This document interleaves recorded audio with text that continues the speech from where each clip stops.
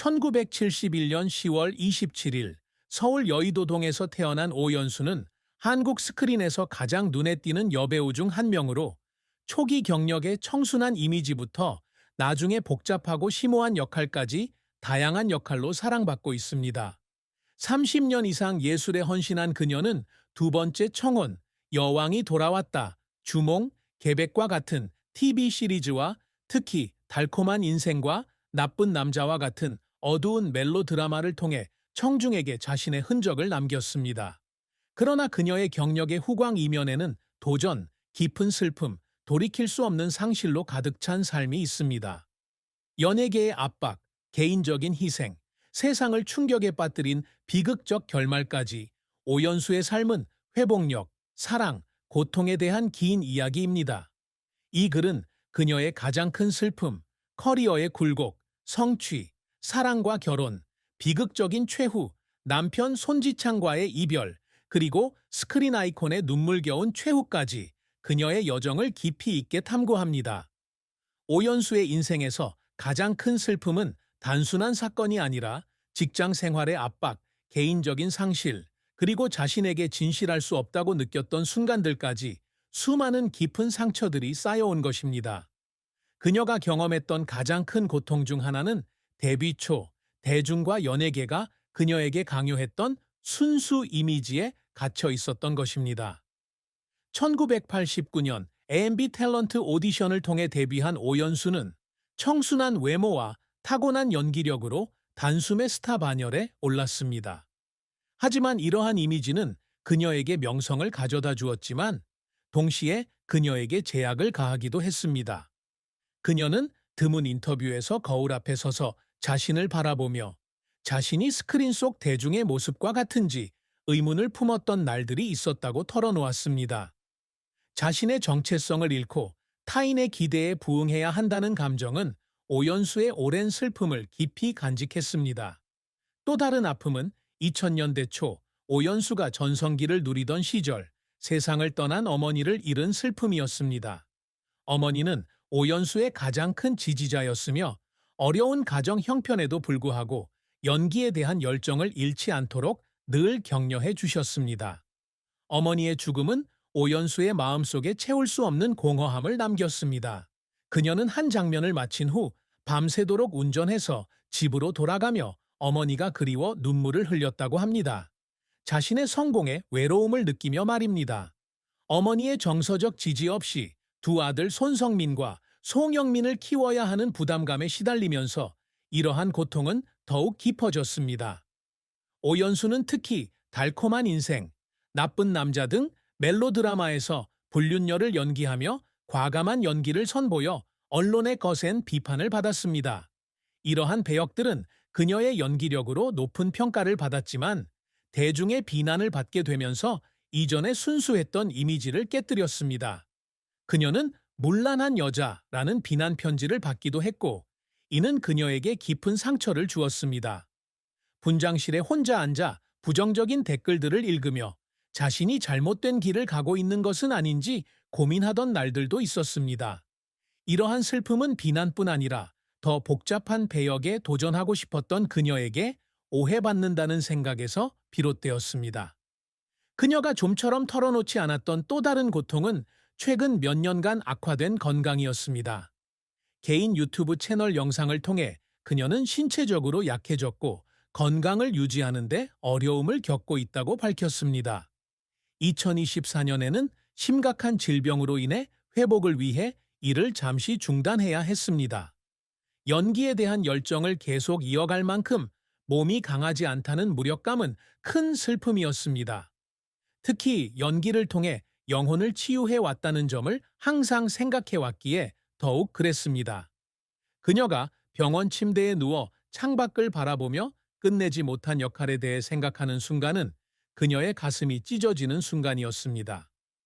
오연수의 경력은 눈부신 성공과 가슴 아픈 실패로 가득 찬 긴 여정이었으며 엔터테인먼트 업계의 장벽을 극복하려는 끊임없는 노력으로 특징 지어집니다. 서울 여의도동의 중산층 가정에서 태어난 오연수는 예술에 대한 어린 시절의 열정을 보였습니다. 안양예술고등학교 재학 시절 잡지와 광고 모델로 활동했지만 그녀의 진정한 꿈은 배우가 되는 것이었습니다. 1989년 17세의 나이로 AMB 탤런트 오디션에 합격하면서 인생의 큰 전환점을 맞이했습니다. 1990년 TV 시리즈 춤추는 가야트고에서 주연을 맡아 젊고 순수한 소녀로 대중에 알려졌습니다. 이 시리즈는 높은 시청률을 기록했고 오연수는 곧 한국 스크린의 유망한 얼굴 중 하나가 되었습니다. 1990년대에는 박상민과 함께 출연한 영화 장군의 아들 3, 1991에서 과감한 러브신을 일본군 위안부로 끌려간 여성을 연기한 여명의 눈동자 1992에서 짧지만 기억에 남는 배역을 선보이며 꾸준히 이름을 알렸습니다. 장현수 감독의 게임의 법칙에서는 누아르 장르에 도전했고 김영빈 감독의 에서는 세련된 도시 여성을 연기했습니다. 이러한 연기들은 그녀가 순수함에서 복잡한 캐릭터까지 아우르는 다재다능한 배우로 명성을 쌓는 데 도움이 되었습니다. 1998년 배우 손지창과 결혼한 후 오연수는 더욱 성숙한 역할로 옮겨가며 배우로서의 재탄생을 경험했습니다. 특히 2000년 두 번째 청혼에서는 다시 사랑을 찾는 싱글맘을 연기하며 현실적이고 감성적인 연기로 호평을 받았습니다. 그녀는 2009년 여왕이 돌아왔다 에서 톱 발레리나와의 경쟁에서 불만스러운 아내를 연기했고 2006년 과 2011년 과 같은 사극에서 강력한 조연을 맡아 이 작품들의 성공에 기여했습니다. 그러나 그녀는 라 돌체 비타, 2008와 나쁜 남자, 2010에서 어두운 멜로 드라마에서 불륜을 발견하는 여성을 연기하며 진정한 주목을 받았습니다. 이러한 역할은 그녀의 대담함을 보여줄 뿐만 아니라 그녀의 뛰어난 연기력을 확인시켜 주었고 권위 있는 시상식에서 수많은 후보에 오르게 했습니다. 그러나 오연수의 경력이 항상 순탄했던 것은 아닙니다. 그녀의 가장 큰 실패 중 하나는 흥미롭지 않은 대본으로 인해 예상된 성공을 거두지 못한 많은 기대를 모았던 프로젝트인 영화 2014에 출연했을 때였습니다.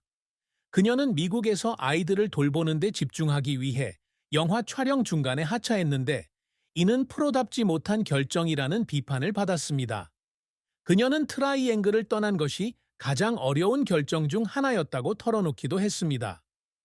포기한 것처럼 보이고 싶지 않았지만 항상 가족이 우선이었기 때문입니다.